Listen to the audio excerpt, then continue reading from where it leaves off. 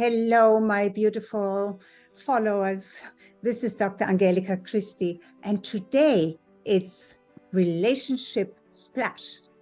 So I want to continue where I left off the last time, and it was about how to break rules. It was about false responsibilities. So how do you let go of false responsibilities?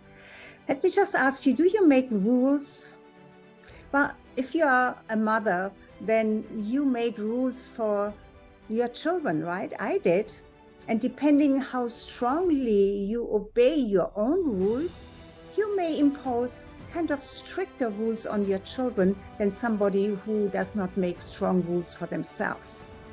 And you may insist that your children follow the rules you set. What happens is that when, let's say, you have 2 or 3 children, and one may be all right with the rules that you set. One may rebel, may be a rebel like I was. And the third may be resigned and dims her own light in order to obey a rule you set, because that rule is not in alignment with her inner being. That's why the third child suffers the most. And this was just an example, even if you don't have children, but you get the point, right? So how do you feel about that? Where does it come from that you believe in the rules that you set? Because as an adult, then we set our own rules, right? Were those same rules that you set yourself, were they imposed on you? By whom? Did you ever question them? What if you question them now? And how do you feel about breaking rules? I'm a rule breaker. But anyway, every human being has challenges, some smaller, some are huge. But the conversations we have are usually, I can't take this anymore. I can't handle this. Even though you have enormous resilience and the capability to overcome whatever is put in front of you. Yes, you have that capability. But it has become so overwhelming maybe, and you are just done with every surfacing problems. Because that inner dialogue and that conversation feeds into your mindset and it says, I may as well give up. So what must you do not to give up? Because nobody can take away our freedom and ability to choose. And sometimes others see our choices better than actually we can, while we are in that inner place of despair and maybe even resignation. But we do have the ability to overcome and rise above any situation, no matter what it is.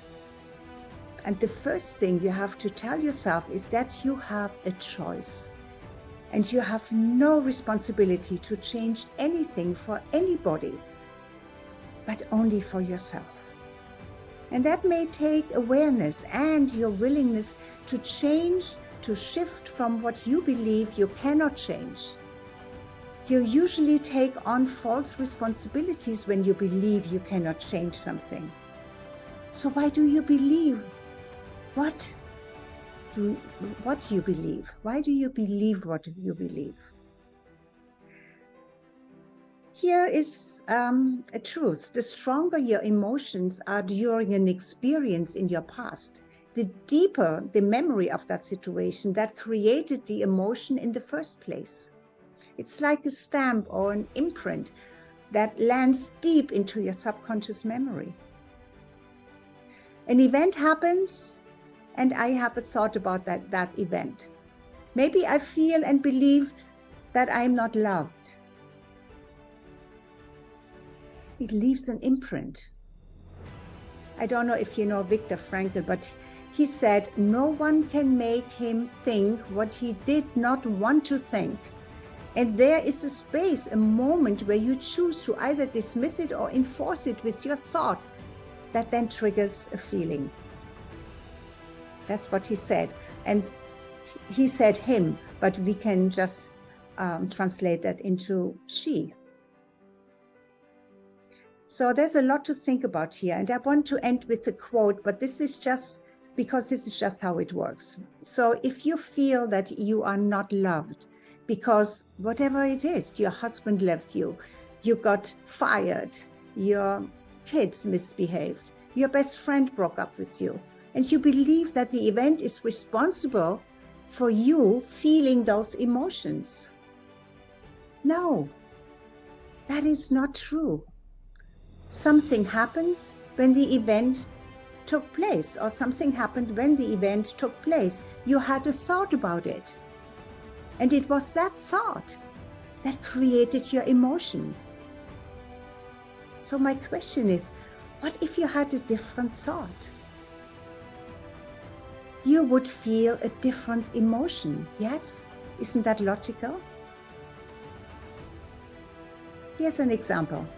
Over the course of our lives, we are constantly learning, growing, and becoming new versions of ourselves.